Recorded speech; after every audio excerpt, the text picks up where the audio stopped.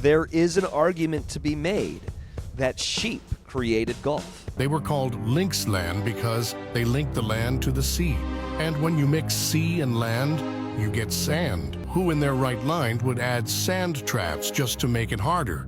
No one would have done that. So the sheep had to.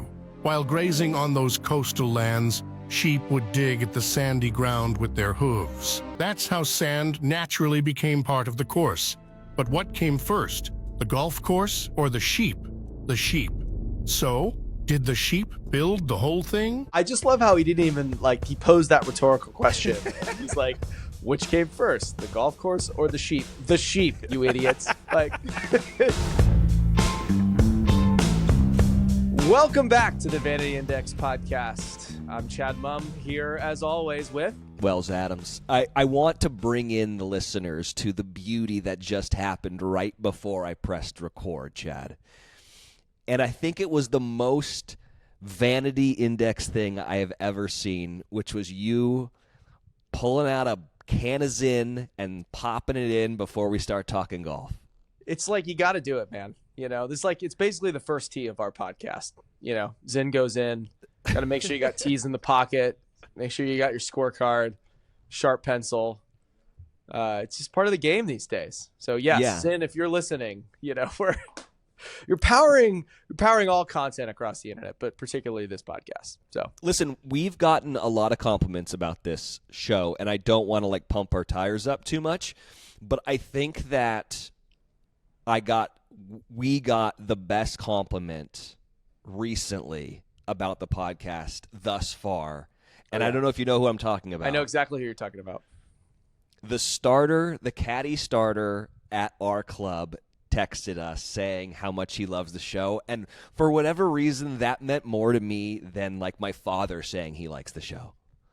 Especially when you know this man who is basically, I don't know, he's like a character out of a movie. He's like Ray Donovan meets a character from, Carl Spangler. Is it Spangler? Carl Spangler, right? Who's the Caddyshack guy? God, I'm embarrassed that I don't know his name. Carl. Yeah, Carl from Caddyshack meets Ray Donovan. And the dude's just an absolute legend. And yes, to get a text from him, it's not like, hey, you left your golf bag, but to say that he's been listening to the show and he enjoys it. It's, man, that's high praise, gotta say. And last week's episode's really just putting up numbers, my man. I mean, we got, or I guess 2 weeks ago now, sorry. This week's episode hasn't come out yet. When you're listening to this, through the magic of editing, we will excise that. But yeah, we have a lot of, there's a lot of controversy around my Jimmy Rollins story. I wanted to ask you about this. Have you been sort of following this? I think we somehow cracked into the Philadelphia Phillies fan base, and notoriously nice people, Philly fans, and notoriously not willing to shit talk people on the internet. But I'm getting properly called out that this never happened. Yeah. So to put people in time and place, if you listen to the episode, listen to the show a couple episodes ago, Chad was telling this story about the time that Jimmy Rollins kind of snap hooked a ball into the fairway, and he hit it back to him, but he hit this laser 4-iron at him, and then Jimmy kind of broke down as a professional player would do, fielded the ball one hop, and then threw it at the pin. It hit the pin, goes straight down. To me, Jimmy's a member of our club, so I see him all the time. So this story seemed very plausible to me, but for a lot of people out there, they think that you are full of shit. It's also what a random pull. If I'm just going to make up a story, it's I know we had Ken Griffey Jr., so there was a baseball thing going on, but I don't know. If I was going to make up a story about a baseball player, I would have picked I don't know, Shohei Ohtani. I threw him a ball and he took his club and he hit it over the fence, over the range fence or something. But no, this actually happened. I do want to correct for the record. I think there's a lot of people actually saying that there's no way that you flushed a stinger, which was this just means we're reaching a new audience, because if there's any theme of this show, is just that I am decent at golf, and so the idea that I would flush a stinger is to our loyal listeners, I think is hopefully not too far afield. But to correct the record on that front, I didn't take a full swing and hit a stinger at him. I had actually hit a fairly poor shot on our 5th hole, and so I had like 205 yards in. So I had hit a 4-iron. I was like walking up the fairway. He was in the adjoining hole and sort of sliced it down by where I was, and so I just had it in my hand, and I didn't feel confident like throwing. Again, trying to just like duck arm a golf ball, 100 yards over to somebody, especially a pro baseball player, was not really a look I was going for. So I just had the only tool available to me, which was this 4-iron. So I chipped it at him. But, it's like a juiced up 4-iron. So that thing came out a lot hotter than I was anticipating. So it's not like I took a full rip, Tiger style and like blasted a line drive singer at this guy. I was trying to chip it over in his direction and happened to catch it on the screws. And you know what? He made light work of that. That's easy work for Jimmy Rollins. Yeah, I don't know what's more offensive, that people think that you're lying or that people think that Jimmy Rollins couldn't do that. Because Exactly. 100% he can do that. Like, built different, that dude is. And also, for all the newer listeners out there that don't know Chad's golf acumen, he's very, very good at golf. I can promise you that. Okay, yeah, thank you, Wells. I just think it's funny that the narrative has gone from like that story's fake to like in all the various ways that story could be fake to now just like there's no way you hit it that good to hit it at him. Like that's where it's gone. But I assure you, we're gonna definitely have to get Jimmy on the show. He did follow me on 100%. Instagram, so maybe we'll slide into his DMs, get him to come on. Perfect. Here. But it's a big week. We got a really great show for you guys this week. It's U.S. Open week at Oakmont, so we're gonna talk a little bit about the U.S. Open. We've got a really fun guest, Kendall Toole, coming on. Fitness influencer, mental health advocate extraordinaire, Peloton celebrity is sort of what most people might know her for, but she's doing a lot more than that now, and she's obsessed with golf. So excited to chat with her. And yeah, we just got a great show coming. All right, Chad, I've got do you follow at Ways to Golf? I don't think so. No. Should I? Okay. They're a great follow. I really enjoy them. And they posted this, and I wanted for us to talk about it. It's golf etiquette. At what point do you lose your place in the course if you stop at the turn?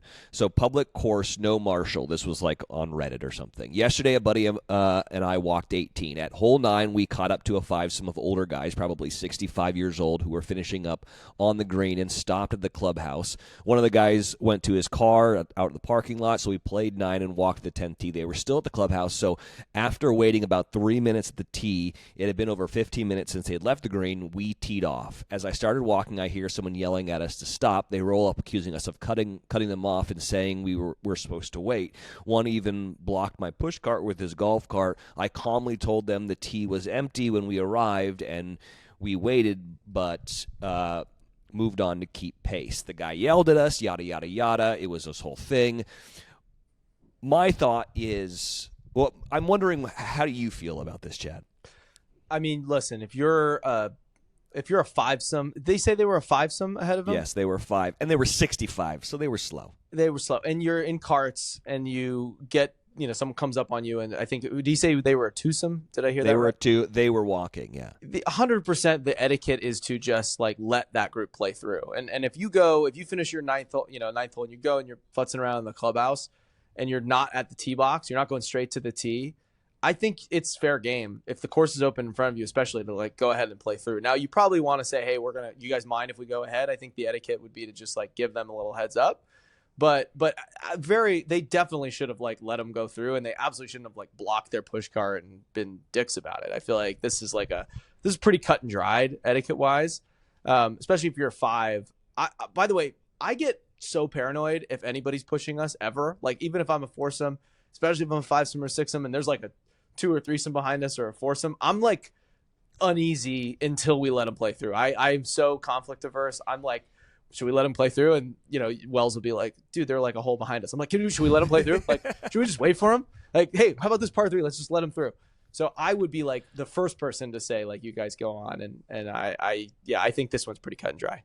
Yeah, if you ask me, I actually think that the 5-some are the ones who deserve to be yelled at. Like, you No guys question. are assholes. Like, also learn how to learn the rules of golf, dude, and like call the clubhouse before to order your grizzy, your hot dog or whatever, so Right. when you get there it's ready to go. Don't you go in there and wait for the hamburger to be made. We got holes to play. We got people to see, my guy. That's right. So You're paying anyways. money to be out here. I totally Yeah. agree. I think we should have hit them with an Uno reverse card, and they should have been the ones getting yelled at. So Yes. All right. Chad, I don't know if you saw this, but there was this clip that kind of went viral from the USGA Instagram page that talked about a rule that if you putt the ball off the green, what you can do. Do you know what I'm talking about? I know exactly what you're talking about. I saw this video, and I have been playing golf a long time. I did not know this was a rule, and it sort of blew my mind. At first, I was like, "There's no way this is real," but it's Yeah. from the US. It's from our good friends, the USGA. So this is an official thing. I'm kind of surprised to see this, but I don't know. Do you want to describe it? Well, we can show Well, it here. let's play it, and then you can kind of, and if you're just listening, you can just hear kind of what the rule is. And yeah, I didn't know this either, and this kind of blew me away. So you're playing Pinehurst number 2. You give this birdie putt a little too much juice, and now you're standing there helplessly watching as Donald Ross slowly escorts your ball off the putting green and into the bottom of a deep greenside bunker. Now you have a decision to make, because this bunker shot has no margin for error. If you played it as it lies, the slightest misstep could spiral into a big number on the scorecard. So if you don't like your chances of getting up and down for bogey, you might be better off taking stroke and distance, which is something you're always allowed to do at any time. And since your last stroke was from the putting green, you actually get to place the ball right back where you started for 1 penalty stroke. Now you have a guaranteed putt for bogey with the added bonus of knowing exactly what it does. This is like, what? If someone did this to me during a round, I would be like, you can't do that. You have to go hit it out of the bunker, right? Yes. I mean, you could just at any point like replay your shot for a stroke and distance. I mean, And then also, like, okay, let's say, so like, remember when Rory in the 3rd round of the Masters hit that chip like a little too far and it went off the green, then went into the water? yep. So could he have just dropped there again, knowing that it would go too far? And do you know what I'm saying? Well, yeah, he could have, but he would have been hitting one more shot. So the way that the hazard works is he has to drop there anyway. Because remember, he hits it from the same spot, so you're kind of like you're still in there. Because I think it's like a yellow staked hazard. So yes, you have to sort of drop from where you hit it or from Okay. the drop zone. So your options are either play the shot again, like basically. So if he's hitting, I think you'd be hitting 3, goes in the water. Then you're dropping 4, hitting 5, right? Yeah, but if he, yeah.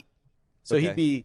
he'd be hitting 6 in this if you use this rule. okay, And the option at the Masters on 15 is you could actually go back across the water and play from the drop zone, yeah, hitting 5. But yeah, no, this is crazy. I mean, this is like you they found the perfect example of like kind of when I think this would ever be possible is if you putt into some like impossible unrecoverable situation, you could just kind of re-rack. And now you are putting for bogey. Like if you'd hit it in a hazard and took a drop, you'd only be, you'd be putting for 1, in this case, he's putting for birdie. And then I guess, yeah, it'd be the same thing. It's just mind blowing to me. Yeah. I was like shocked. I mean, this video deservedly so going viral and delightfully narrated, by the way, by the USGA. But yes, Yeah. This one's crazy to me. Here's a question for any of our listeners here. Have you ever seen this rule actually play out? Have you seen anybody take a stroke and distance, replay their shot, and end up better than they would have been had they actually played the ball as it lies? yeah. I'm trying to think of like, is it 17 at PGA West, that crazy bunker that like you can't get out of, and it's like Totally. I'm just gonna go back to where I was. I'm not messing with this, Yeah, you could see it too at like the road hole at St. Andrews, Yeah. that road hole bunker, which could just kill you. But I think that like this would be something interesting for amateurs to understand. Like if you get in the situation where you're like hitting back and forth over a green a bunch of times, like you play on some of these courses that have these like Donald Ross style elevated greens where you just can't hold it. Like you're going from one side to the other and back and forth, and you're chipping, and that might be a scenario where you might want to do that. But I've never seen it. I've never seen it used. And so that's the other thing that's interesting too, is you can apply this rule for out of bounds as well. I believe there's a new rule in the NBA where you can actually take a stroke and distance from the point at which it crossed out of bounds. So it's like a hazard +1 shot, which has actually come up before for people. I have seen that used actually at 11 at Lakeside, because the person didn't want to have to hit that tee shot again and potentially hit it out of bounds. So they just went where it crossed, took a drop, took a stroke penalty, and then played in from there. So, crazy, man. Crazy rules of golf. I have a suggestion for the USGA. And you might disagree with this, but I think out of bounds should be eradicated from amateur play, and it should just be red stake. If nothing else, to speed up the game. Yeah. I agree. I agree with that. I think that, and I think, by the way, that's like a perfectly acceptable local rule to apply as a club, especially on, like some of these classic USGA courses, they're built, the holes neighbor each other. So there's out of bounds doesn't come into play a lot. But the kind of courses that I grew up on playing when I was a kid, these kind of like sort of mid-tier, like kind of golf courses built around like housing developments in like the 80s and 90s. It's like every hole has out of bounds. You're like every hole is surrounded by houses, and it just used to be so debilitating because you have one sort of missed swing and now you're out of bounds. And so anyway, I love that idea as like a local rule. I think it totally works for playing with your friends, and I'd be supportive. Yeah, like I play a lot at Moore Park Country Club, which is, one of those courses in California that just is like on top of a mountain. And so like if you're off the fairway, you're in like the forest or whatnot. Yeah. And we kind of get to the first tee and say, we're playing it, everything's red stake. And everyone's like, yeah, let's do that. And it's much more enjoyable. Yeah. By the way, is Moore Park the one that has the sign on the golf courts that say there are rattlesnakes everywhere? Like, please don't step off the cart. Or is that Tierra Rajada? That's Tierra Rajada, yeah. Oh, my God. So just a quick side story. I remember I played at Tierra Rajada once, and it was early in the morning. It was like that marine layer was in, and it was super foggy, so you couldn't see anything. But you get in the golf cart, and there's literally a sign where it would normally be like the maybe where the pins are that day, like up at the top. But instead, it was just like, there are rattlesnakes literally everywhere. Like, do not go into any high grass because you will get bit by a rattlesnake. And I was like, poof, I don't know. Seems kind of fake. So we're playing, and like the first 3 holes, like you can't even see where your ball's going because it's so foggy. And then like almost like instantaneously, like all the clouds part and the sun comes out as you kind of like get to the top of this hill. And so it was the first hole in the sun, and I missed the fairway by like a yard, and I'm like right next to some long grass. And so I'm just like, don't even think about it. I just like casually walk up to my ball. As I'm walking up to it, I hear the freaking rattlesnake right there. Like immediately, sun comes out, snakes were out. I was like, what the hell is this place? Rattlesnakes literally everywhere. Tierra Rajada, great golf course, a lot of fun, tons of snakes. Where are we, Jumanji? Like Indiana Jones. Aside, the best round I've ever scored was at Tierra Rajada, and what's actually very fun about it is I've shot under par twice. Once was at Tierra Rajada, and what's fun about it is the front 9 I shot 5 over. Oh my God! So you went nuts. I went crazy. I made 6 birdies on the back to limp in 1 under. That's amazing. Yeah. Okay. Last one right here. This is a little bit of history for you, Chad. And I was wondering, do you know where bunkers came from? I have an idea of where bunkers came from. All right, but prognosticate. What do you think? I assume it has to do with the links land in Scotland where golf was first born, and the idea that it was just like they were playing on whatever grass was out there, and a lot of that linksy land is kind of like it's sandy soil, and so the grass like wouldn't grow in particular areas, and so it's just sort of a natural feature. You have to play around these kind of sandy areas, just like there's fescue, and then there's obviously gorse and all these big kind of bushes. It would make sense to me if you've been in dunes or sort of sandy areas. There are just sometimes patches of sand. So my assumption is that's probably where it came from, but I don't know. Are you going to enlighten me here? Close, but not quite. Why in the world do golf courses need bunkers if they weren't even meant to make the game harder? The sand trap goes back more than 200 years to a time when all golf courses were built on Scotland's coastal linksland, back when they weren't even golf courses. They were called linksland because they linked the land to the sea, and when you mix sea and land, you get sand. Golf in the 19th century was already tough enough, so who in their right mind would add sand traps just to make it harder? No one would have done that. So the sheep had to.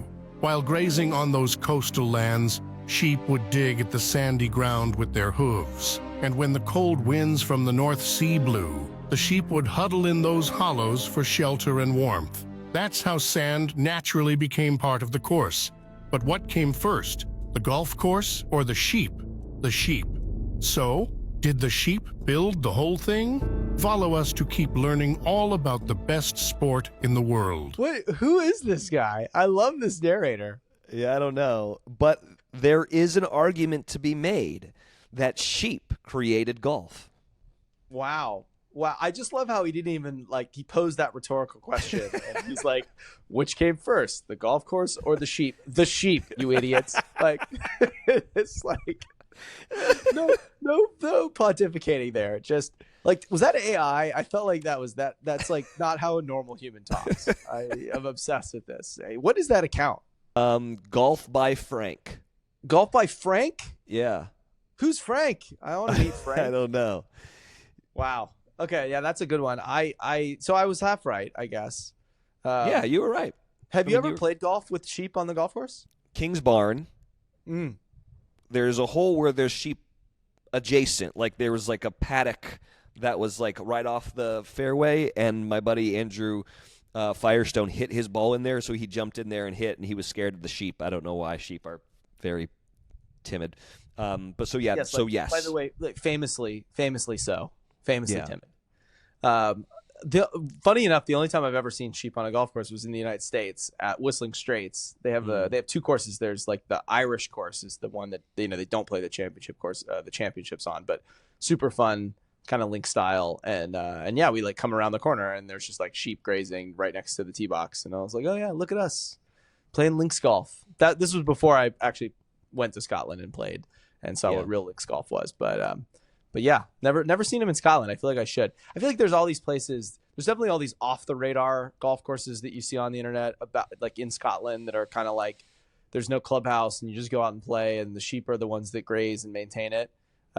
So we gotta do one of those pilgrimages one day. Really, get back agree. To the game. Yeah. The thing about seeing all these old historical stuff about golf that always blows me away is we were talking about Oakmont. I think Oakmont was built in 1903. Pine Valley, which was built in the teens or the 20s. And it's amazing to me that these golf courses were built for people to play with hickory clubs and leather bound, featheries. Mm-hmm. And golf's hard enough. I mean, these courses are hard enough when you're playing with 460cc drivers and modern golf balls and modern clubs and a bag of 14 clubs. I mean, it used to be you'd have your mashie and your niblick and your putter and then a wood, that you'd have 5 clubs or 6 clubs. And to think that people would go out and score on these golf courses and shoot under par, it's crazy to me. Because whenever I always just I think in my brain, I just think that they weren't breaking par, but then you see scores from the 1898 Open, you're yeah, they're under par or around even par. It's crazy. So yeah, hats off to those early golfers who were really good with crazy bad equipment. Yeah, our club has done it before, and I feel like we should do it more. Is have a tournament where you have to play old equipment. How yeah, fun we did it. We be? did it for our 100-year anniversary. We had a hickory day, and it was really fun. We got those they weren't featheries, but they were gutta percha balls, which were sort of, I think that was 20s gear, which makes sense because our club was 1924. And so anyway, we played. It was an alternate shot. I think we played 9 holes or 6 holes or something like that. And it was actually interesting because if you could hit it pretty well if you struck it well, but man, if you mishit it at all, it's they went nowhere, and the balls spin crazy. They're also smaller than modern golf balls, which I thought was really interesting. They're slightly smaller, so when you're standing over a putt, you're like, what is this little thing? It's like these tiny, makes the hole look bigger, which is kind of interesting in a different way. But it was a lot of fun, and we got all dressed up in like 1920s gear, and we look great. And probably should have won that one, but didn't win. But had a lot of fun with it. I want to do an event. I want to see like what a modern pro would shoot using like clubs from different eras. This is one of these like most frequently pitched things that golf fans always pitch me. They're like, you should do, get like Rory and Scotty to play Pine Valley with like 1950s gear, or like with the old school clubs. And I would love to do it. It's just, you're never going to get them to like practice enough with it to actually get good. But it'd be super interesting to see. You see this like, the European Tour always likes to do that. They'll like hand a modern player like a vintage club and see how they do, and they're all like surprised at how it doesn't go as far, which is not shocking. But I think maybe that'd be a fun like creator classic, because I think some of those really talented golf creators, like they might actually practice with it and get fit for them and like try to get good. So that could be fun. But yeah, if you haven't done it, if you haven't like played with hickories, it's worth doing at least once, because it's just, you have to think about golf totally differently, because you've got to play it on the ground. And I mean, heaven forbid you get in a bunker, because it's impossible to get out, because none of the sand irons is what they're called. None of them had any bounce. They had like negative bounce. So the way you get out of bunker is like completely different. And I believe I want to say it was like Sam Snead who invented that's going to be wrong, but it was one of those like early Masters winners that invented the modern sand wedge, and we have him to thank. Thank God. And we have Sheep to thank for the bunkers. Exactly. Thank you, Sheep. Yeah. All right, VIPers, I got to give a quick shout out to Knockaround. They've been making awesome shades out of California for years, super affordable, and now they're actually the official eyewear of the PGA Tour, which is pretty awesome. And I've been wearing them out in the course, and honestly, they're tough to beat for the price. If you want to check them out, head on over to knockaround.com and use code Vanity Index 20, and you'll get 20% off your first order. Some exclusions apply, but it's an amazing deal. Go check out Knockaround. Let's set the table for this week. Oakmont is shaping up to be... and listen, in a tournament that's known for being a pain in the ass in the U.S. Open, it's looking like Oakmont might be on a different realm of motherfuckery. I've been seeing a lot of clips where like balls are, I mean, it's always balls go into the rough and then it disappears, but like this seems crazy. I've been hearing tale that like Rory and Adam Scott went out and shot like 5 over after 9. Like, how much carnage will be had at Oakmont this year? I think we're due for a properly carnage-full, making up words here, but we're due for some carnage at the U.S. Open. We haven't had a winning score over par in a minute. I want to say that maybe the last one was Justin Rose at Marion, but don't quote me on that. Which is ironic, because Marion's probably the shortest U.S. Open course that they've played in the last like 20 years. So it just means the distances and everything. But I think this will be around even par, and I think like the run that we've had recently of majors for sort of the last 2 years, and this kind of comes back to my thesis about why I was so excited to see Rory win the Masters, is now it's like all the top players in the game, they're the ones who are winning these majors. It felt like for a 10-year period, it was kind of like a lot of first-time winners. You get some kind of randos in there. Again, amazing to have like anybody who wins a major, and no knock on fellow Georgia Bulldog Brian Harmon, but it's like, we have got the hitters hitting right now. And I love the idea that, for 4 times a year, it's like Rory, Scotty, now Justin Thomas is playing great. John Rahm, clearly like back in major form at the PGA. Bryson there in the mix every single time. Ludwig, can he come and break through? Justin Rose still hanging on, fighting against Father Time. Like, just so many great stories of all these huge names in the game. Just Andrew Schauffele, again, another one, like twice last year. He feels like he's on his way back, recovering from his injury. So I just love this idea that every time we get a major, we get we're going to see fireworks. That's always been the case, but it just really feels like golf is really almost showing off at this point in terms of the winners that we've been getting. And I think Oakmont's the kind of classic U.S. Open test that will result in an awesome tournament. And honestly, just to give you like, I want to talk about Oakmont in a second, but the U.S. Open's been really, really nice to our show, full swing, over the years.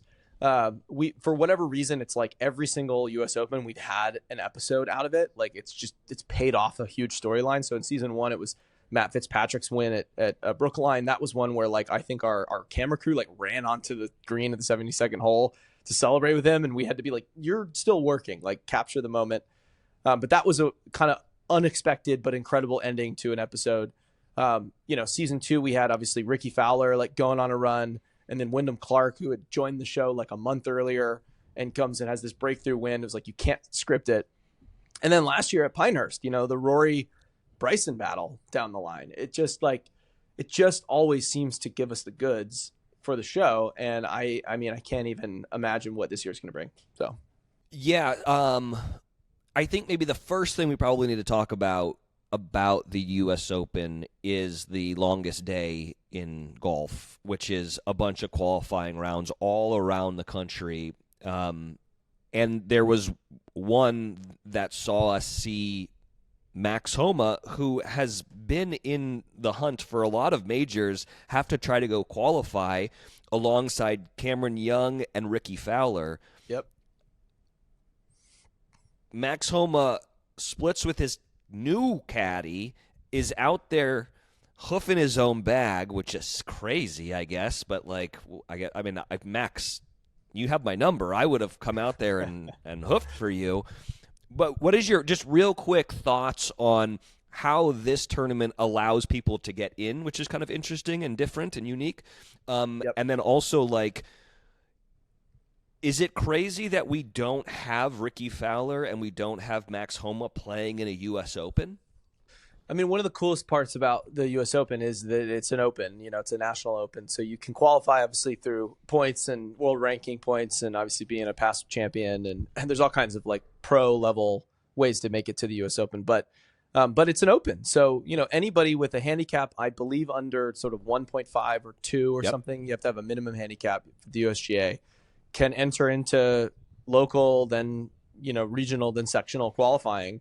And if you make it through that gauntlet, then you get a slot in the U.S. Open. And that, more than anything, to me, it's just like, it's what makes golf so cool as a sport. And I was actually, small aside, but I went to the premiere of the new Apple TV show Stick, which is like Owen Wilson, and it's a golf show.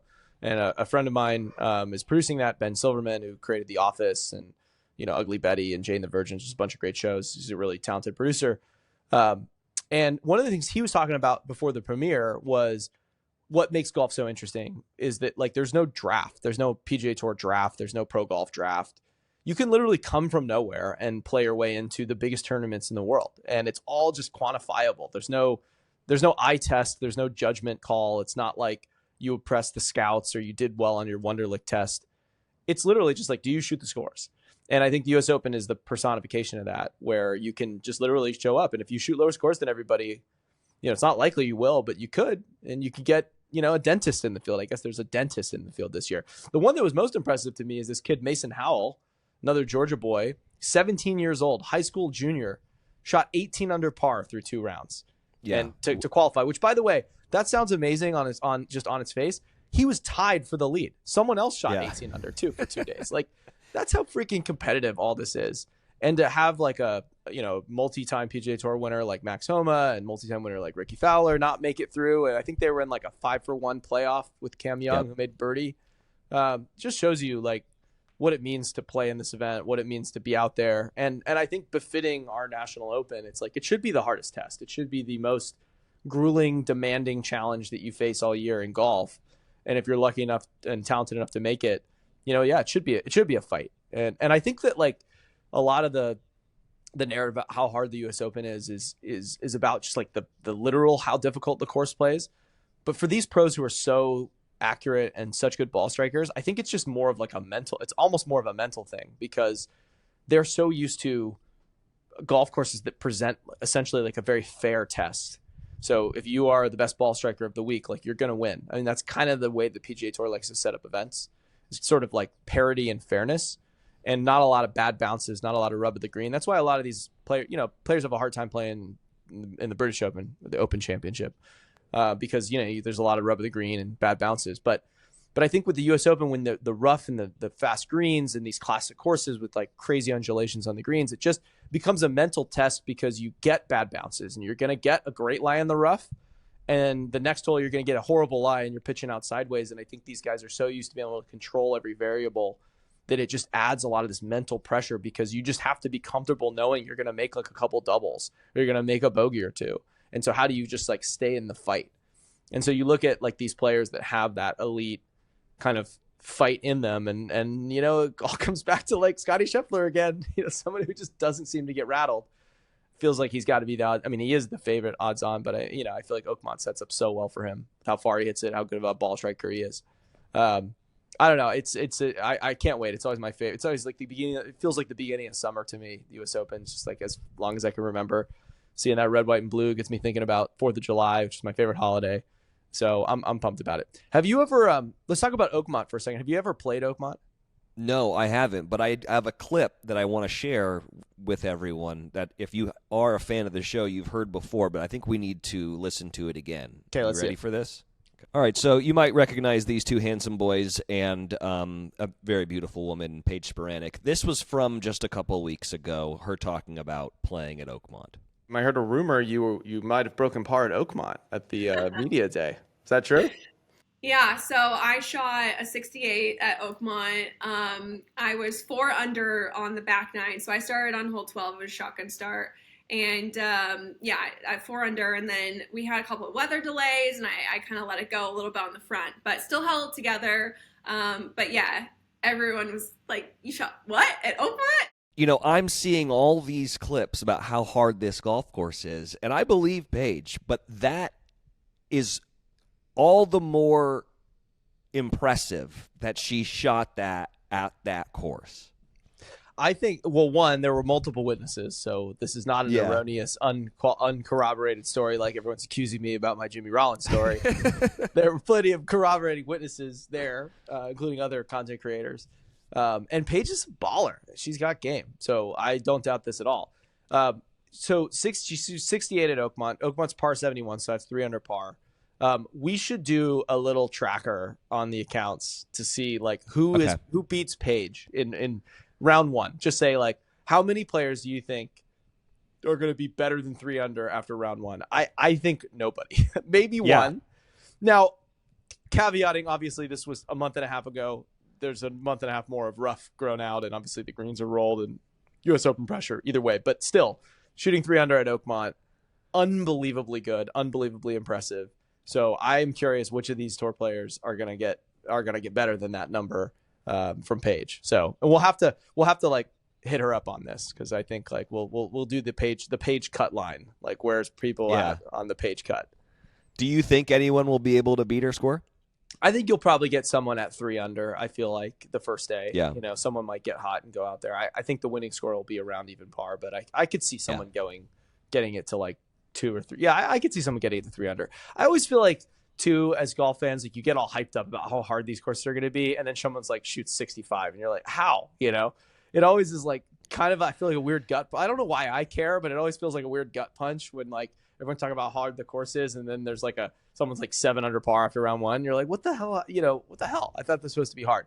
I do think Oakmont's going to be different, but I could see someone, at least getting to that number day one. Yeah, this isn't going to be LACC where multiple people will shoot 8 under on the first day. Like this is going to be very, very difficult. But yeah, I'm going to go ahead and say I don't think anyone gets to 4 under. Maybe people will get to 3 under, but I'm saying if it's can you beat Paige? Yeah, I don't think anyone can. No, but interesting to see. We'll say no. Yeah, no, it's funny too, 'cause she mentioned like what she likes about that course. And I actually, it reminded me of a quote from Rory McIlroy's press conference at Philly Cricket Club.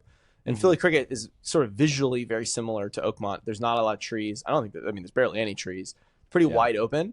And he was talking about it, or maybe I heard about it on another podcast, but it was just like Rory really likes to play on tree line courses because like Quail Hollow obviously is a course he's played very well at, and historically it's like obviously the Masters this year, tree lines, because it gives you really clear target lines.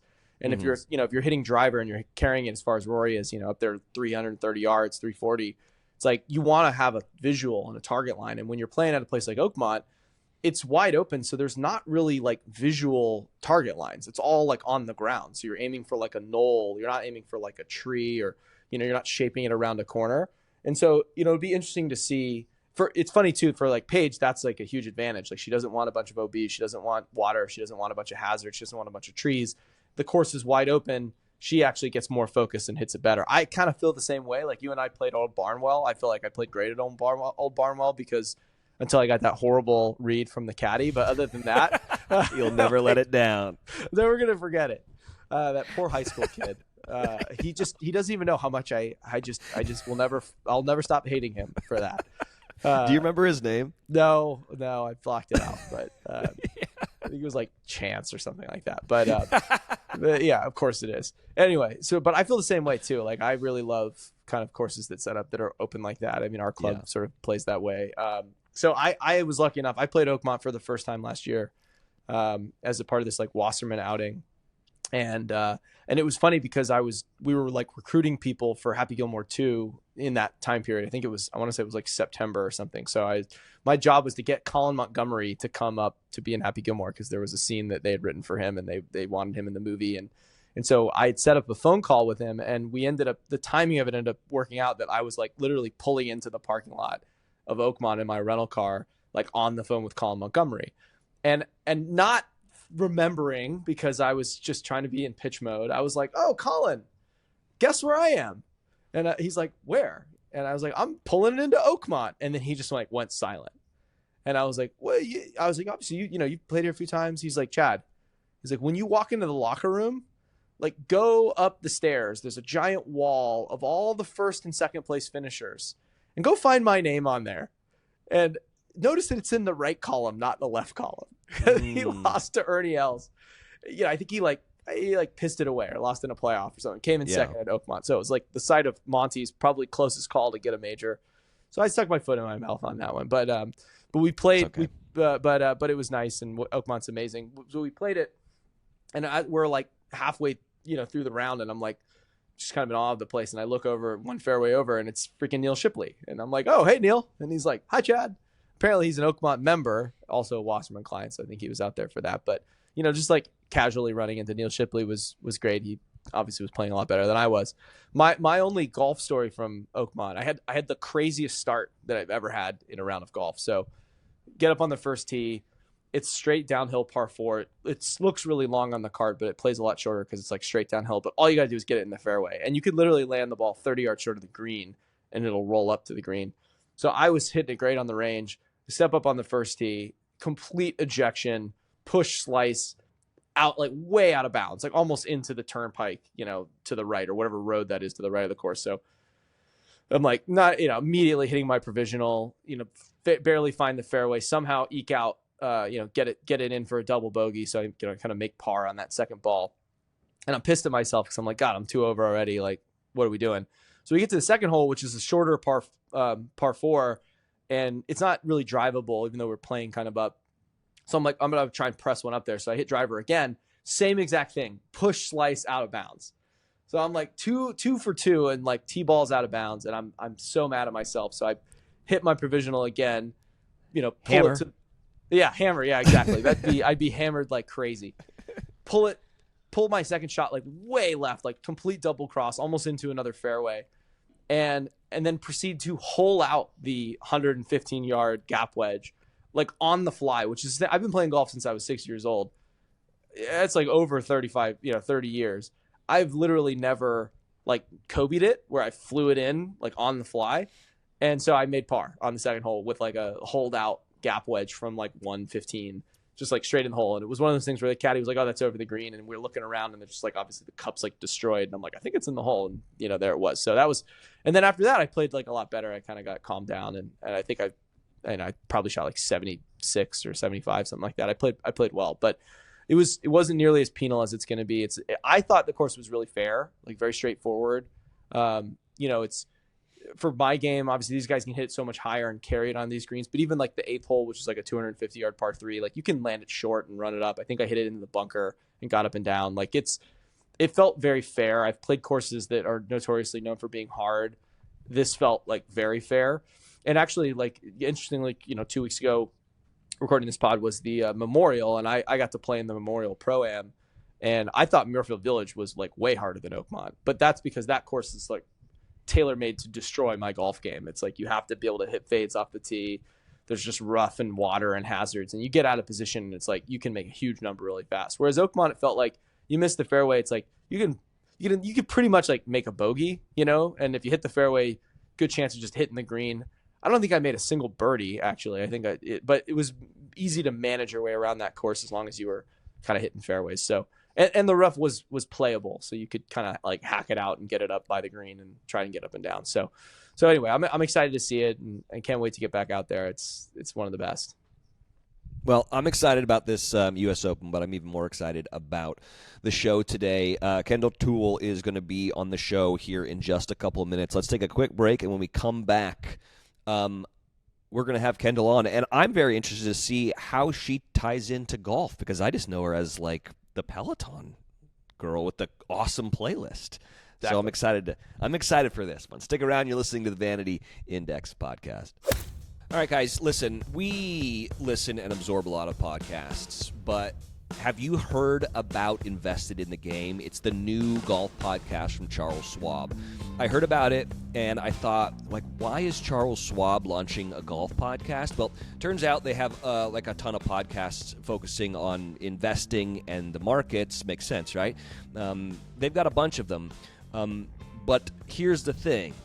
They wanted to step outside the usual financial talk and bring something that connects more to clients' personal lives and interests. And yes, it turns out that their clients aren't just focused on their portfolios. They've got hobbies too, big ones. And at the top of that list is, golf. Yeah, it's no surprise that golf's a huge passion for many of Schwab's clients. And that's why they've been so invested in the game for decades, sponsoring events, backing both pro and collegiate tournaments, and promoting the game in various ways.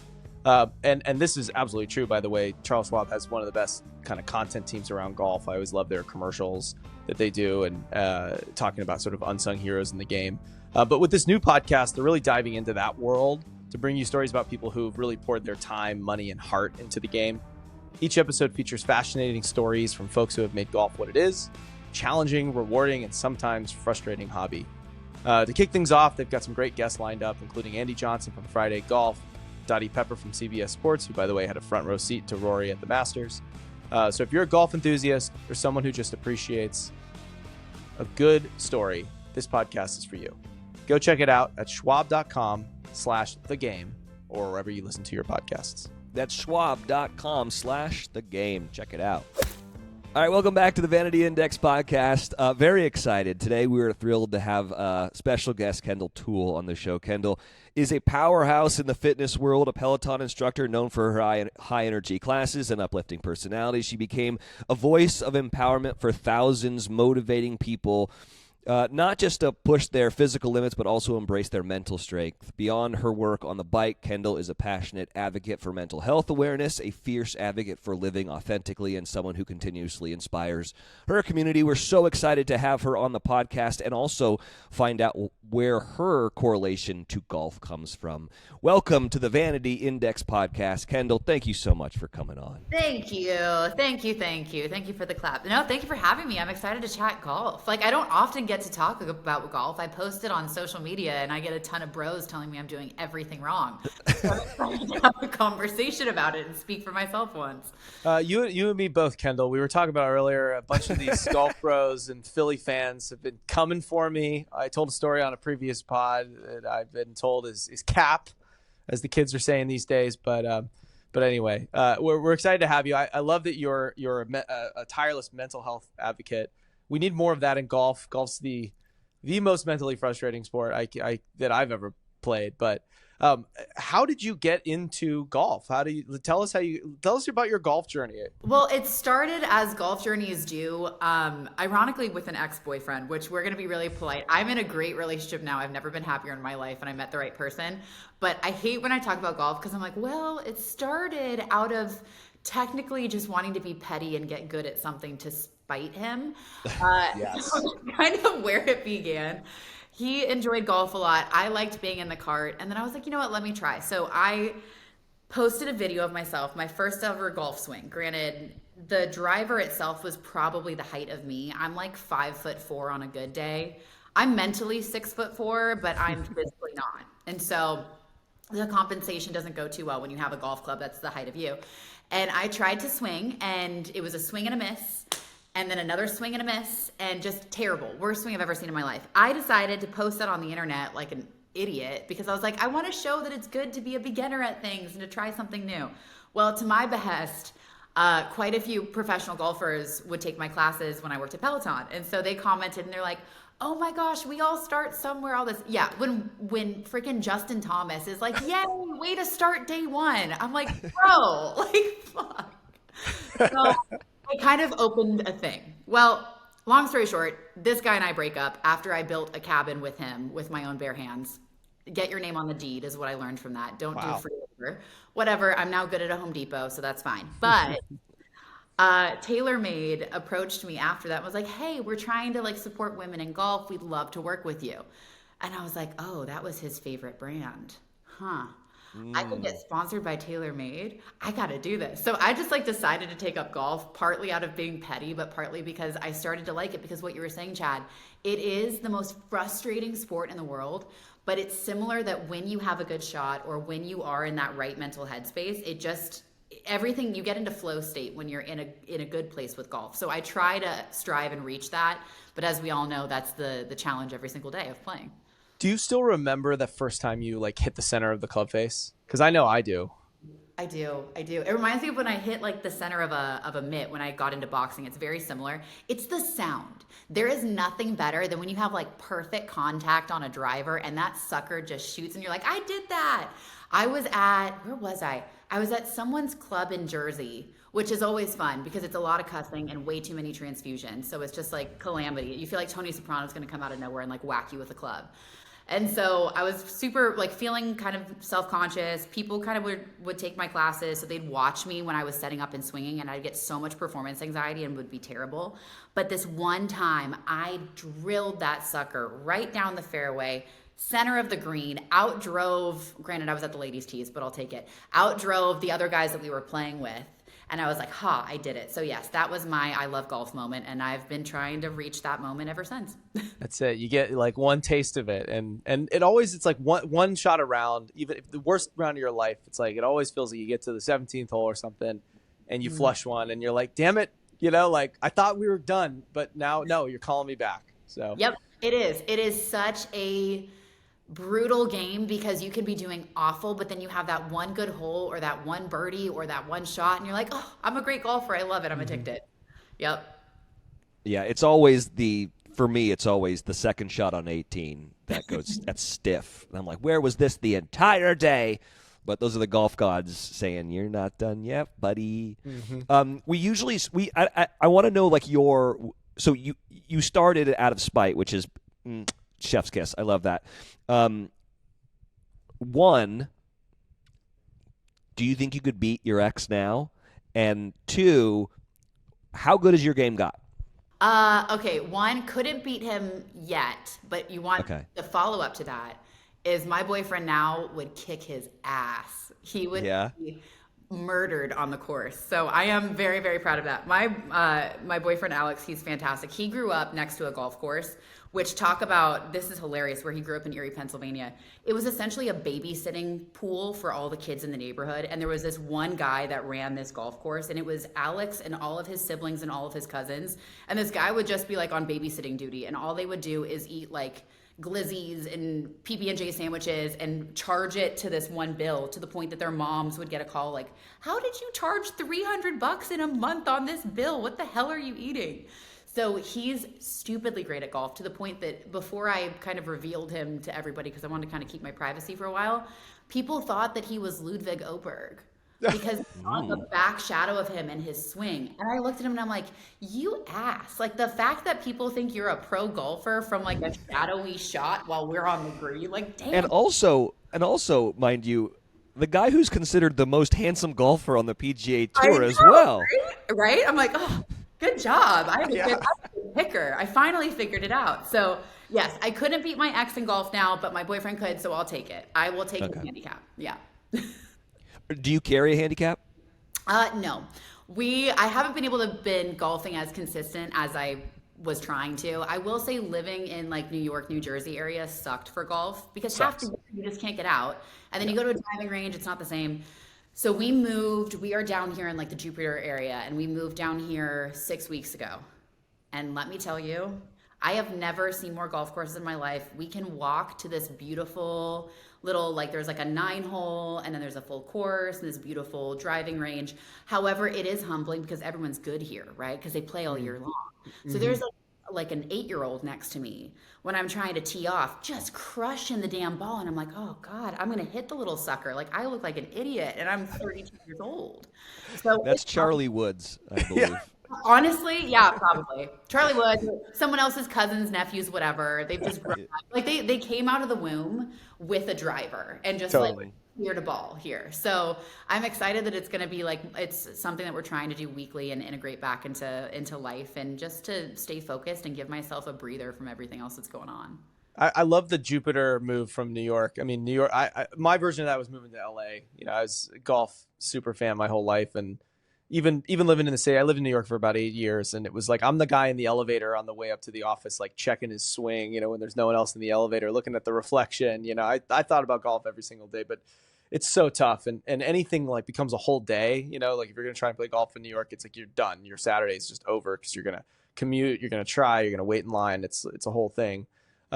Jupiter's like the home of golf now. I mean, every single pro golfer. We always say with Full Swing that we should be getting paid by like the Chamber of Commerce of Jupiter, because there's just so many like beautiful helicopter like B-roll shots of the water and Jupiter Island, and it's like an ad for Jupiter basically. And yeah, all those pros, they all live kind of like near each other. I'm curious, you know, since you said a lot of pro golfers, you took your classes when you were a Peloton, like have you run into any of them? Have you like run into Justin Thomas or like Ricky or any of these guys down there? Yeah, so JT and his wife, I think they're in Tennessee for this part of the season because the courses are so bad. They're all refurbishing them right now because it's off season, and it's torrential downpour lately. It's been kind of crazy. But no, we're going to try to get dinner soon when they're back in town, which is great. Because I was telling him, I was like, oh my God, like we're all the same age. And I'm like, my boyfriend and I moved here, and I'm like, we barely know anybody. And like, we want to meet people our own age and like be able to hang out and just have a life. So haven't run into him yet.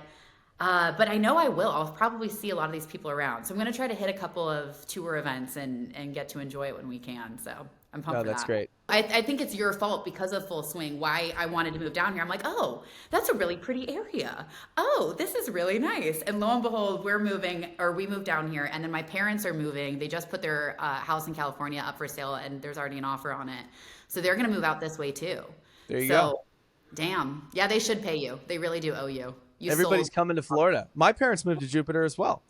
Did they really? Yeah, so they're down there. We go visit them every Thanksgiving. It's the best. It's definitely like weirdly like living in LA in Southern California. You think okay, it's great for sort of outdoor lifestyle, but it is, you know, it's like whatever, the ocean. We've got the mountains. You can go hiking around the canyon, things like that. But I really feel like that Jupiter area. It's like it's fishing, it's paddleboarding. It's like you're out there on the water. You can golf. You can go on runs. It's like an awesome. I love my kids always love it too, because they're just like, they always somehow find like the Florida rednecks that are like gigging for frogs and like getting bait fish. And they're just like off, like our kids are just gone. They're like feral. It's amazing. They're out there like fishing and running around with all the locals. And you see all the high school kids on their boats, like pulling up. I'm like, this is a pretty good lifestyle down here. I might have to relocate too. I take after you. Come on through. There's enough gators and bufo toads and apparently wild hog that I just found out about. I'm like, it is Jurassic Park down here, but it's fun. That's awesome. Oh yeah. So Kendall, you no longer are with Peloton, but like my big like memory of you is your awesome playlists. Like I feel like that was, you kind of tune in to the people that like really know your music or you're vibing with or you want to work out with, too. But it's such an important part of golf too, is like who's in charge of the speaker in the golf cart. I'm wondering if your golf rounds are similar to like your old Peloton rounds in terms of your playlist, or if you switch it up, or if like your boyfriend is the one in charge. Yeah. Let's talk about music on the golf course. I love that. Okay, one, I appreciate that. Thank you. And while I'm no longer at Peloton, there will be a music and a movement. There's something coming this fall. So we will have those moments again some point in the future. I might have to come back on and when I can legally talk about it. But Love that. Very gracious for the compliment on the music. You have good taste, because I believe I have great taste in music. I'm not going to Listen, my background, I was a radio DJ for 13 years in Nashville, Tennessee. So I actually do know good music. Oh, and you so, did? Yeah, you know Nashville original too. Like I had a family that went to Belmont before like Nashville blew up, and then before everybody moved from LA back to Nashville. Half of my team is based in Nashville, which is really fun. So we're there often. My brother's there and my nephew are as well. But yeah, that's okay. That is high praise, because you have to know good music, especially if you're selecting what's going in and out. But yes, on a golf round, we kind of fight over the aux, but we have a good balance with it. He is great with like the minimal, vibey, chill, Kygo-y house energy. We got a little Fisher when we need to pick me up. You know, we have a little bit of, I'm trying to think of what else we often play. Hugel's great. And then when it comes to like when we got to lock in, then I'm like, give me pop punk. Like I need Blink 182. I need like my like 2000 shit just to like feel like myself again. And then if I'm really like locked in, 80s rock on a golf course is just good. Like give me like Welcome to the Jungle.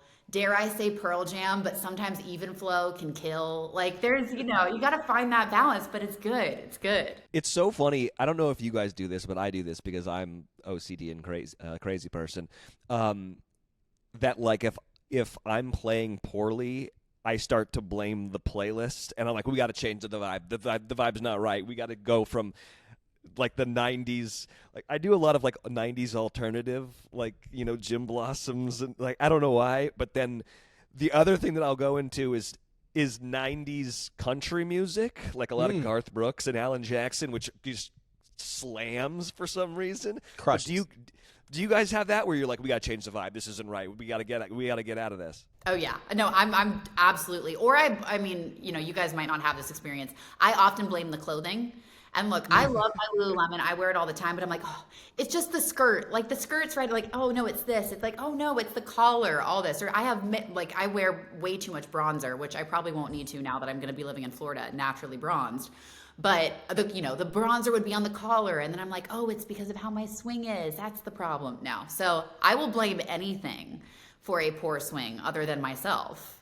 But yes, often it is the music. Yeah, the vibe's got to be right. What about you, Chad? Are you the same way? When you get the vibes going, I mean, I played in a member guest with Jordan Spieth's agent, Jay Danzy, and I think this might be like the 5th time I've mentioned Danzy on this podcast, but he's very Vanity Index appropriate. The guy's an absolute legend and a great player. We were at his member guest. We got in the first round, and he has this like golf playlist, and it was right when the Luke Combs cover of like Fast Car had come out, the Tracy Chapman song, which is just best cover ever.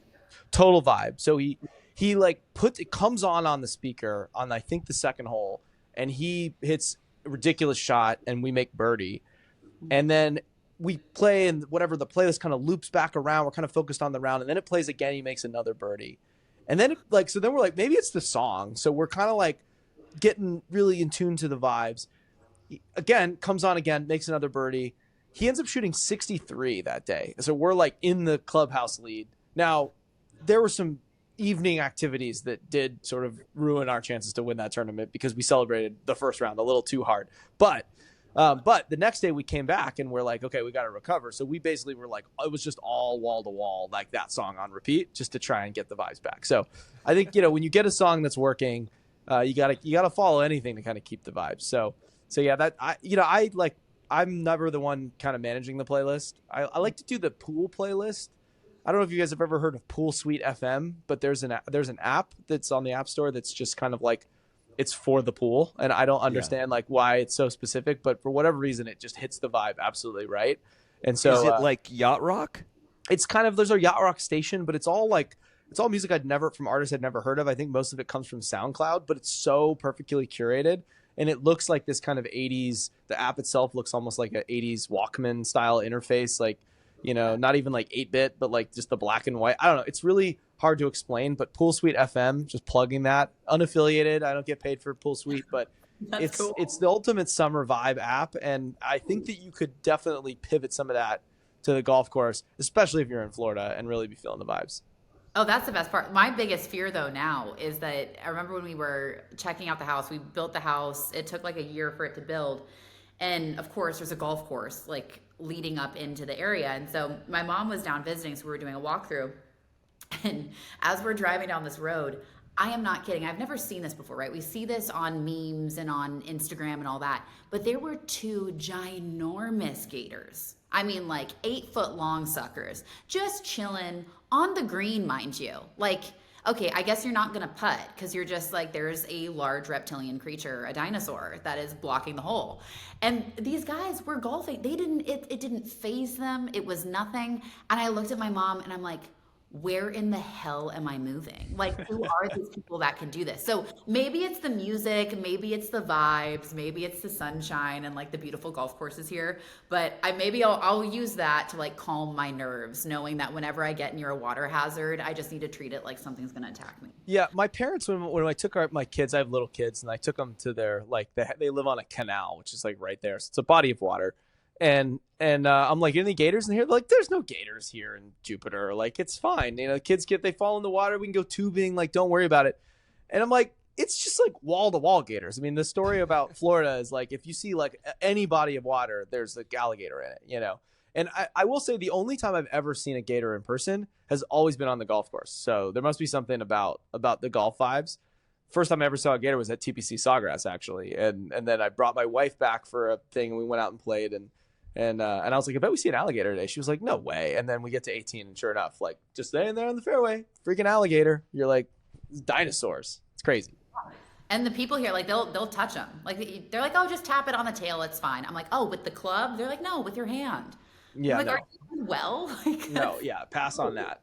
Pass on that. For sure. Yeah, Florida man loses golf ball and hand. See that coming a mile away. So Kendall, have you played in any? We'll get back to golf, like your golf games. I'm so curious about it. So how long have you been playing now? Like, what year is this for you? This is year 2, and I would say probably I've had like a good solid year of actual play because there was a good 6 months there. Obviously, the stint in New York, like when you live there, you're out of commission, and then you pick up a club again, and you're like, well, this is a sport that if you don't treat her well, she pretends you don't exist. So, I had to rebuild that relationship, which we're doing right now. So I've been asked to play in some like pro-ams, and I'm petrified. Yeah, that's what I was going to ask. Oh my God, I'm so petrified. That's why I'm excited. I need to find a golf coach here. I know there's a ton of great ones, obviously, considering where we live. And I need to just get the reps in, because a friend of mine introduced me to Michelle Lee West, and then we went to one of her tournaments, the one at Liberty National, and got to hang out. And she's the sweetest thing, the nicest woman ever, really fun. She's totally a fun time. Like, she's awesome. Yeah, the coolest. So she's like, "Oh, you got to come out and play with us." And in the back of my mind, I'm like, "Girl, like if I just the levels are so different." And look, I can make fun of myself all day long, but there's something about being an athlete that when you're not good at another sport, it just grates on your very being. It's like, I like being really good at athletics, and to show that I'm not great would probably be good exposure therapy. I'm sure my therapist would like really support it. So I just need to like bite the bullet and do it, but we're getting there. The goal is at some point this year to play in a pro-am, but I'm going to say like this year, meaning like June count, like starting now, a year from today. Yeah. Like a year from today. Yeah. In the next 365. Well, we can, Wells is the pro-am, he's America's guest for pro-am. So he gets to do all the cool celebrity stuff. So I'm sure he could. And here's the thing, Kendall, I've played in enough of them now to tell you that it never gets not absolutely terrifying. And also, I'm a pretty good golfer too, and it's still the first tee. If you put me on a first tee with 15 people and a camera, I might shit myself. Like it's an inevitability, and I'm like a 5 handicap, and I still am scared. So it's one of those things though that like for mental health, like I think it's so great because it makes you face this fear thing. And like you have to do it. Like I've already signed up for it. Like, I can't leave now. And there is only one thing better than that sound and that flushing of that ball in golf, and it's doing that in front of a lot of people right down the middle. Like, that is a whole nother drug that, like, when you do that, you're just like, oh, yes. You're like, well, I nailed that, and everybody saw it. I know. And Yes. I think that's the thing, too. I know that about myself because I've been in front of a camera long enough to know that I have some vanity issues, because I think anybody in front of a camera, don't lie to me, we all do. Like, I'm on social media. If I'm posting my freaking face and not getting sick of it, there's something probably a little wrong with me. So knowing that I get a certain level of validation from that is like, oh God, this is going to be like a new drug. I might turn into a whole other person. I don't know. I have to be careful, but I'm with you. I'll do it. I will do it. I'll ask you, Wells, like, which pro-am would be the smartest. I know if there's a charitable component too, I can't back out of it because I'm not that person. Like, I'll feel terrible. Catholic guilt will just ride me forever. So I'm like, all right, make it charitable, and then I can't say no. Yeah, it's there is really nothing like that fear. One of the reasons why we started this podcast is really because so many famous people, whether they're athletes or influencers or actors or musicians, like they're obviously in front of crowds all the time, and particularly athletes. Watching them struggle with golf is such an interesting thing, and to talk to them about it too. So we have a lot of at our club, we have a lot of celebrities, but also like a lot of athletes. And it's so funny to see someone who's so effortlessly good at kind of every sport. Like, we play a lot of golf with Blake Griffin, and Blake Griffin's, he'd be good at anything. Like, I don't want to say he could play in the NFL, but like, the guy's just physically talented. He's huge, he's strong, he could do all the things. And to see him like get into golf. I first started playing with him when he was kind of about your, like, where you are in your golf journey. He had been playing for like maybe a year and a half, maybe 2 years total, but like really a year and a half of being serious about it. And he like understood the mechanics of like what he had to do, but like being able to do it repeatedly was so frustrating, to him. He was great to play with. It's not like he was bad mood on the course or anything. He was a blast, but it was amazing because when he would like put it all together, it's like he just hit like these massive like bombs with the driver, and then he'd get around the green and have like a 10-foot chip, and it'd take him 3 shots to like get on the green, and you could just watch in his brain like, why does this not come easy to me? And it's so humbling, and it's like that. The thing about it is the game humbles everybody. It's like you could be a billionaire, you could be one of these guys pushing their push carts trying to hop in front of a fivesome at a public course, or an athlete, and it is just like humbling for all of us. So the frustration of the mechanics, you're speaking to it so well, because that's the thing. It's like, I know what I need to do, I know my body very well, but most other sports, it's all about power and aggression and leverage, trying to push your body to a certain extent so that you can withstand, or even endurance.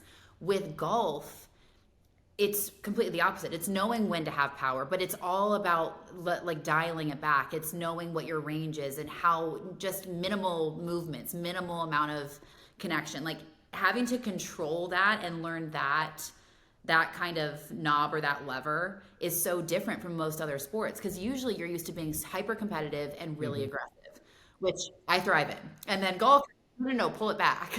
Totally. Well, and then the other thing too that I think is so fascinating about golf is the fact that like if you get really good at another sport, or you train at it basically, and whether that's boxing or baseball, and you use baseball as a good example because this reminds me of a Brooks Koepka story. It's like ultimately you get you understand the mechanics and you have like a basic level of form, and then your athletic ability takes over because the sport is inherently reactionary. So like if you're boxing and you're a good boxer, you understand how to I don't really know anything about boxing, but you understand the mechanics of boxing and you know how to throw a punch, you know how to defend.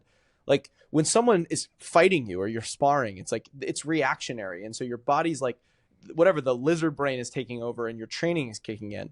And golf's like the one sport where you don't get that opportunity to turn off your like conscious brain. And the ball's just sitting there. It's not going anywhere. It's freaking teed up for you. It's right there. Like there are baseball players that play at our club who could hit a 100-mile-an-hour fastball and not even blink, like not care, and hit it where they want with control and power. Like I'm going to go left field with this. I'm going, they know that. But then you stick a golf ball on a tee with perfect weather, no wind, on a flat, like perfect lie. And they are like, I got no idea where this thing is going. And I think it was Brooks Koepka in his first ever, and I don't know, Wells, if I've told this story on this show before, but when we did the first interview for Brooks Koepka for Full Swing Season 1, we were talking a lot about the mental side of golf. And he was saying as a kid, he also played baseball. And when he plays his best golf, he's almost like reacting like it's a pitch. Like he's not really thinking about the shot other than he's thinking about a target. And he was trying to basically approach the golf swing like a reaction force as opposed to a intentional thing. And so I thought that was a really interesting way to think about it. And actually, if you watch him in majors, like when he won the PGA at Oak Hill, he plays so fast, like so fast. He was hitting shots, like he was in the pair with the Victor Hovland in the final round. I remember I was out there walking around, and like Victor would hit a shot and it would still be in the air, and Brooks would be like going, like he'd be hitting again, like before his competitor's ball had even like really hit the green or stopped rolling. And I think it's just that back to that notion of, can you kind of turn off the intentional part of your brain and let the mechanics that, you know, you do know how to do, you know, once you've kind of got the basics down, make it reactionary. And, you know, it's like Brooks says that. I think Scotty Scheffler does that really well. He's a very non-traditional mechanical swing, but he's clearly got no swing thoughts. It's kind of like reaction. It's how you want to see the ball fly. Tiger Woods, I just watched a video last night on Instagram about how he like hits a 77-yard wedge shot, which is such a random number. He's like, my lob wedge goes 92 yards. And so how do I make it go 77? He's like, I don't think about like percentages. I feel it in my hands. Like I stand over it and I start to envision and I start to feel it and I react. And I think there's something to that. And obviously, you know, if we could do that, we could all be pro golfers. But yeah. I find that to be a unique challenge, something kind of specific to this game for sure.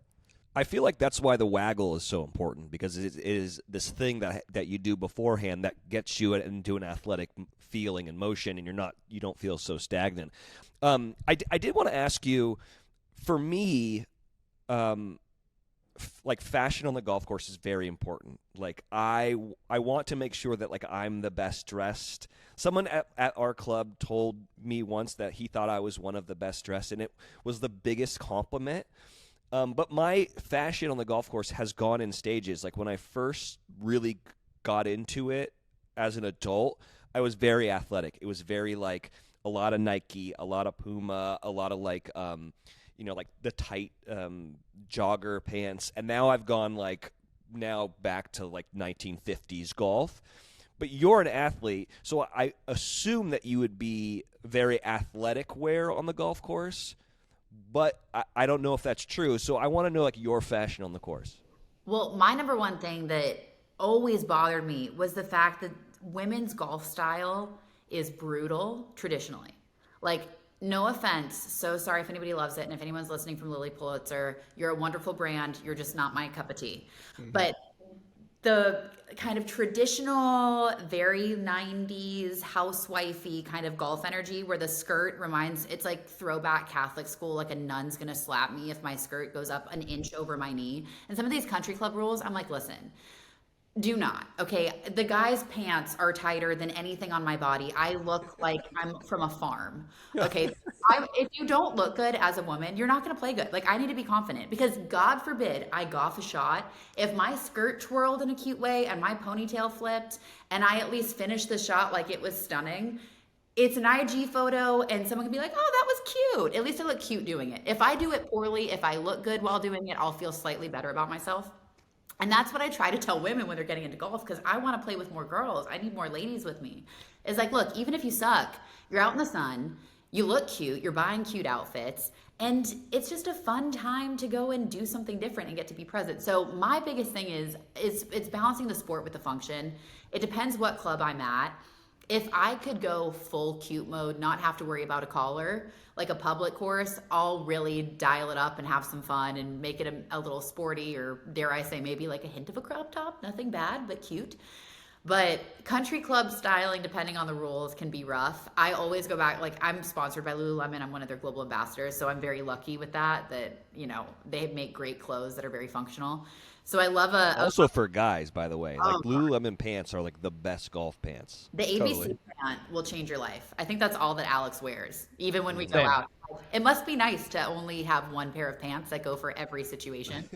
But, here I am like, nope, I need 4 times the closet. But no, I think it's exciting to see what's happening in golf styling though, because what's happening, what Melbourne's doing, it's got this energy and this vintage quality that we're going back to kind of some of these, like, when you would go in a country club and you'd see the old 1930s, 1940s, 1950s photos.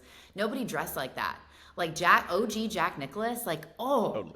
so good. Like 70s style golf wear, I'm obsessed with. I'm like, I want to see that come back. Like, give me stripes and maroon and brown and burnt orange. It's good. It's real good.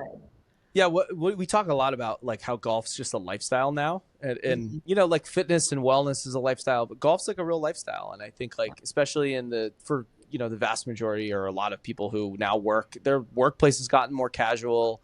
You know, you're sort of like not going out in the same ways that you used to, and golf's like one of the few times you get to get dressed up in life, these days. And I think, like, especially for guys, by the way, where like you don't really think about what you wear that often, but when you go to play golf, like, you actually have to put on an outfit, which is, for a lot of the guys that I know, it's sort of the only time they ever think about it is when they're going to play golf. And I think that's super fun. And Sarah, Wells' wife, talks a lot about, she loves to dress up. Like, she looks amazing when it's like club events or even just coming to meet us like after we play golf. She's like dressed to the nines. She looks like like Katharine Hepburn sometimes out there. Yeah, so it's true. And there's so many, and I'm with you on that. There's not a lot of spaces where you can dress up and kind of, because you're setting into an elevated version of yourself. And I do love that about golf. I love that about tennis too. I feel like those are the two sports that when you go and attend or you're watching, it's giving reverence to the history. It's giving reverence to where golf came from. And a lot of people are like, no, it doesn't make it accessible. But it's like, listen, anybody can dress up and look great. And you blend and mesh and can kind of put your best foot forward. So I'm a big believer in, like, look good, feel good. And so if you're dressed well, you're dressed in an elevated way, it does. It changes the way you act. It changes your posture. It might not help your game, but you'll look good while doing it. So why not? love it. Kendall, before we let you go, we do rapid fire questions here on the Vanity Index. Are you game to play some rapid fire questions? Let's do it. I'm nervous. Let's go. All right. Vanity Index rapid fire questions with Kendall Toole. Number 1, biggest golf pet peeve. Feeling pressured when I'm teeing up because someone's riding our butt while we're for the hole. I hate it. I hate it so much, and I get it all the time. And they roll their eyes when you're a woman about to tee up, and it makes it 10 times worse. They're like, oh, this chick, here we go. The ball's going to go sideways. And I'm like, no. Hate it. Favorite course you've ever played? Ooh. Oh, gosh. I'm trying to remember the name of it. I should know this. My brain is blanking. We were down in Naples, and it was an absolutely stunning course, and it was through all these bridges. I need to remember what it was. I should know this, but it was down in Naples, and I loved it. But I do want to play Pebble one day once I'm ready for it. Pebble's the dream. That was my next question. What's one course you'd like to play? Oh, Pebble. Pebble would be incredible. It's Pebble. It's California. Name your dream foursome. I would say Tiger Woods, but I would be petrified. But I would love to learn and kind of see different things. I would add Michelle Wee West because she's a friend and I know we'd have a great time. And then I could be really proper and say both of you, of course. So love to have you on there as well. But I'm trying to think of anybody. Oh, a buddy of mine is a really fun golfer. My buddy Saquon Barkley. We've gone and he's a great golfer. Watching that guy drive a ball is the craziest thing you'll ever see because he's so solid and just muscle. And watching that clock, but then again, short game. He's gotten a lot better. I shouldn't be talking shit because he'll like hit me up and be like, "What the hell are you saying? Like, come on." I'd say Saquon and Michael Jordan because I'd want to play at 23 at the Grove. Yeah. That would be. I want all the athletes. Let's go. I feel like you can set that up. Now that you're in Jupiter, I feel like that like just putting it out there in the universe, I think we can get you out of Grove. I was about to say, let's manifest that. I'm ready. Yeah. I know. I'm a hop, skip, and a jump away. It's time. Perfect. Yeah, just bring your checkbook when you play with Michael. I got a feeling it's going to be a steep one. I'm building businesses. I can't afford that right now. Talk to me in years. Who do you wish you could hit the ball like? Oh, God. Honestly, Charlie Hull. Like, good answer. It's so badass. Like, I watch her play and I'm like, shit. Like, she's just, too good. Favorite club in the bag? Oh, 7-iron all day. She's my old faithful. I consistent, easy. I know I can get it where I need to get. I love my irons. Least favorite club in your bag? My 5-wood. Still haven't figured it out. What's your best score? I'm going to say off of a 9. It wasn't a full 18. And I believe I shot, what was it? I think it was like a 40, which was good for me. 40. That's great. It was a fluke, but it was good. And so I knew that I could do it. And lastly, give us one word to describe your game. In progress. Love it. Kendall, thank you so much for coming on the Vanity Index podcast. We didn't talk about like all the other stuff that you're doing, so this is your opportunity to promote or tell us about what's going on, where people can find you, all that kind of stuff. You can find me. Everything is the same handle. It's at Kendall Toole. That name can't change. It is what it is. Thank you, Dad, for a wonderful last name that people also call me, that I'm such a tool. I'll take it. You can find me on YouTube. Same thing. We're building that. And then this fall, I can officially announce some really great things. It will be in fitness, wellness, mental health, all coming together in one. And there will be a lot more coming from that perspective. I wish I could say more about it right now, but I have lawyers watching my every move. So talk to me in like a few weeks and then we can talk more. Well, we see it launch. We'll talk about it on the pod. Make sure people know about it. Oh, I would love that. Yeah, we'll have to do a little golf outing. So yeah, the other thing I would say is in lieu of that, make sure you're following NKO Club. NKO, the 3 letters, and club. That's where everything will be. And if you need a little inspiration, right now it's a lot of inspiring athletes and words to keep you going through. And you'll get a little wink and a nod to what's to come next. I think the golf community would quite like it. So love it. Well, Kendall, thank you so much for coming on the show. You rock. Awesome. Thank you guys. Have a good one. Thanks for having me on. So inspiring. Yeah. I love talking to people who are like new to golf, but who so clearly who are like bitten by the bug, you know? Yeah. Because I remember when I was starting that journey and I was like 7 years old, and then when it really hit me in high school, and it just like it's fun to get better, and when you're new, it's like you get better fast, you know, and then you get into the grind. Yeah. Yeah, it's like smoking a brisket. You hit the stall and you're like, damn it, it's never gonna get there. That's right. I loved the name drop humble brag of like, and my good friend Saquon Barkley. What? Hold on. What are you talking about? I need to know more about Saquon Barkley's golf game, you know? Exactly. So all right, well, this has been a fun one. Everyone out there, please go follow us on Instagram at Vanity Index, at Skratch. He's Chad Mum. I'm Wells Adams. Are you just Chad Mum on social media? I'm just at Chad Mum, you know, on everything. Yeah. Yeah, and everybody enjoy the U.S. Open this week. Enjoy the carnage to come. Yeah, you know, it's gonna be epic, and we'll see you next week. Who do you got, real quick? Let's just see if we're right. I'm gonna go Bryson. Actually, controversial pick, but I'm gonna go Bryson. Okay, I'm gonna go also another live golfer. I'm gonna go Rahm. Wow. I think he's trending in the right direction. I just think from a pure just narrative standpoint, I think, you know, like we got Scotty, we got Rory. Yeah. You know, I want one of those big guys up there. Yeah. Somebody else up there. You know, listen, my brain says Scotty. Yeah, mine too. So anyway, should be fun. All right. See you guys. Thanks, Wellesley.